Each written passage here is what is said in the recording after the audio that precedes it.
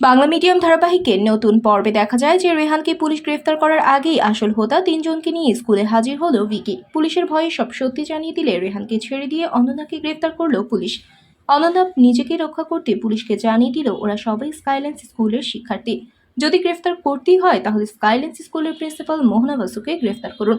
Police বলে আমরা কাউকেই ছাড়বো না, এই জঘন্য কাজের সাথে জড়িত সবাইকে গ্রেফতার করা হবে। আমাদের মনে হচ্ছে এই তিনজনকে দিয়ে কাজটা করানো হয়েছে, আর সেটা করিয়েছে মোহনা বাসু ও অনন্যা চ্যাটার্জি। তাই আমরা এখন এই তিনজনের সাথে আপনাকে এবং মোহনা বাসুকেই গ্রেফতার করব। খবরটা শুনে ইন্দিরা সায়নকে বলে রেহানকে আগে বাড়িতে নিয়ে যাবে, আর ভিকি স্যারকে গ্রামে আসার দরকার নেই। অর্ককে নিয়ে তোমরাও সাথে থাকবে। আমি এক্ষুনি দেবশ্রীর বাবা মাকে ফোন করছি। অনন্যা কিন্তু বুঝতেও পারলো না কোথা থেকে কি হয়ে গেছে। তাহলে কি এবার অনিকেতের মতো অনন্যারও জেল হয়ে যাবে? আর টাকা না পেয়ে কি অনিলও সবকিছু ছেড়ে পালিয়ে যাবে? বন্ধুরা, তোমাদের কি মনে হয়? এক্ষুনি একটি লাইক দিয়ে এবং কমেন্ট করে জানিয়ে দাও তোমাদের মতামত। ধন্যবাদ।